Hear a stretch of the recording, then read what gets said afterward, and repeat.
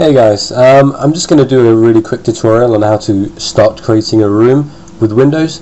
I thought that'd be very useful for you guys that are creating your indoor levels. Hopefully most of you are ahead of this stage already, but for the guys that need refreshing on how to do this, this is the video to watch. And of course my voice hasn't cleared up yet. I'm still very ill, but I'm putting together this video just so it helps you guys out, I guess.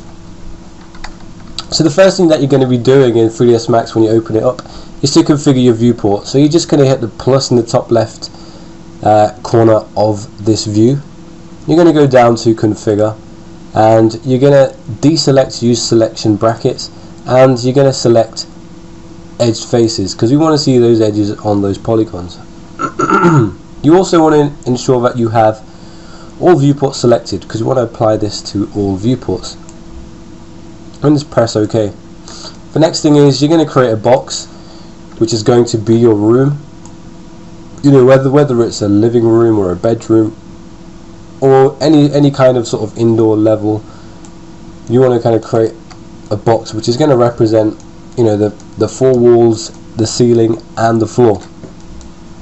At the moment though, our polygons are facing out and we want those to face in, because of course if I zoom into this box you'll see pitch black, and what that means is that the polygons are facing outwards. They're facing away from the middle, and we don't want that. We want those polygons to be facing the inside because we're going to be viewing from the inside. That's our view. We're not going to be making an object and viewing it from outside like this. So what you need to be doing is going into the more modify tab, and if you want to change the dimensions of this box to any particular size, and if you want to be really specific, you can change the length right here. So if you want that to be 90, you can make that 90. If you want the width to be 100, you can do the same, just make it 100. And if you want the height to be 40, then just type in 40 and press enter. It's really important at this stage also that your length segments are just 1, your width segments are 1, and your height segments are 1, because we don't need all these polys that are going to be in there. From that stage you're really good to go. So the next thing that we need to do to flip these polygons or these faces to be facing inside is we're going to add an edit poly on this box. So there's two ways you can do that. You can right click box and then convert to an editable poly like so, or you can hit the modifier list, go down and then click on edit poly. So once you have that, you're going to see all these different selection tools. So you can select by vertex, by edge or by polygon, which are the three ones that we use.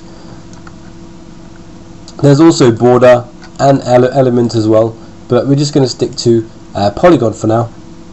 So select polygon, and you want to select every single polygon on your box. So of course there's two ways to do this. You can click and drag to select them all, or you can press Ctrl A, which is the shortcut to select all. So once you have all the polys selected, you just want to click onto flip, which is just here. If you scroll down a little bit you'll see it, and you just click onto flip, and straight away you can see that now it's appearing black from the outside. And what that means is if I zoom into this box, the polygons are facing inside, so that's much better. It looks like I'm inside a room and I'm having a look around. Yeah, so that's pretty much what you want at this stage.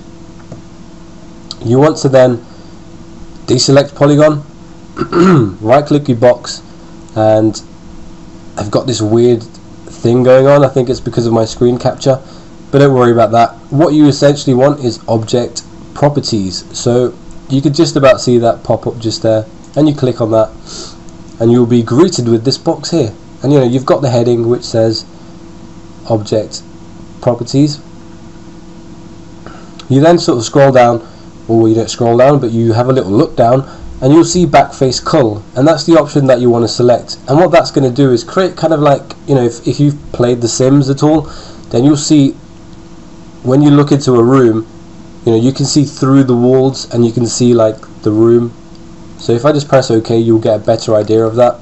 You can see as I'm rotating around this box, any face that is, any polygon that's facing away from me appears to be invisible. Yeah, so even if I scroll down, you can see how this bottom polygon here is there, but if I rotate like this, you can't see it.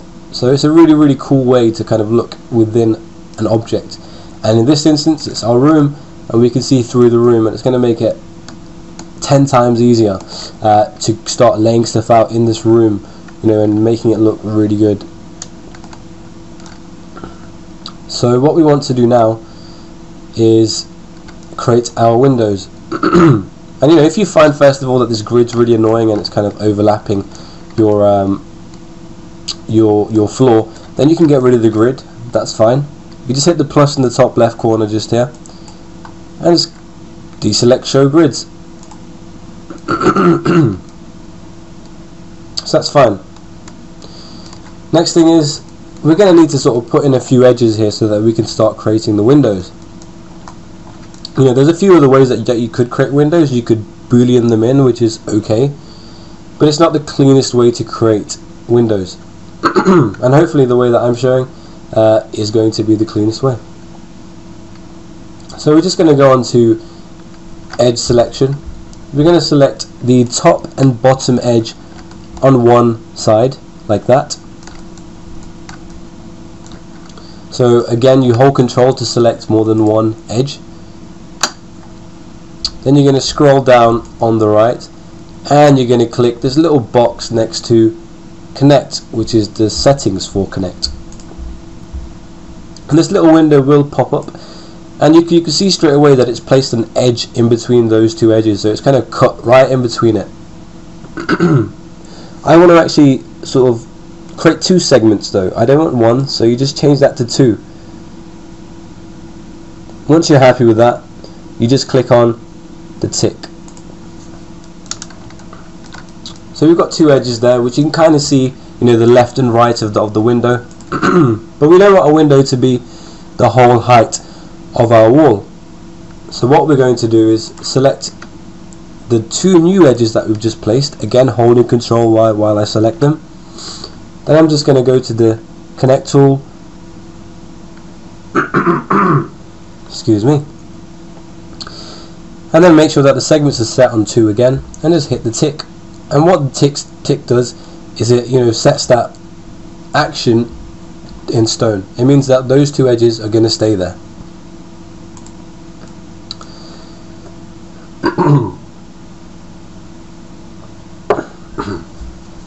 So now that, you know, you've got something that looks relatively, you know, like a nice edge there where you could create a window from. So first I'm just going to clean this up a little bit. You know, we don't want edges that just go off into nowhere like this. So you want to go into vertex and then you want to sort of weld these. We're going to connect these edges here into these vertex points there with these vertex points just here. So if you just go to target weld, click on our vertex point just there, and if you drag the mouse, you'll see this dotted line which shows, you know, where are you going to connect this to. So if we select onto that bottom corner just there, like that, and the same goes for that one there in the bottom left. For the top one, we're just going to select the top left and the right and the top right to the top right, just there. So that's essentially what you want to have at this stage. And then you want to again connect, because, you know, we could create one really big window, which is fine, but normally you'd probably have some sort of, you know, you'd have it split into 2 or 3 windows. So I'm going to just select these 2 edges just here, top and bottom again, go on to connect, and I'm going to connect it by 2 again. So essentially I've got 3 segments now, you know, which are going to be really good, you know, they're in there, so I can create 3 windows, these 2 edges that I've just created. So you want to make sure that you kind of zoom in a little bit and select these 3 polygons. So that's all 3 of them. So again, holding control, then we're just going to click onto the extrude settings. So that's that little box on the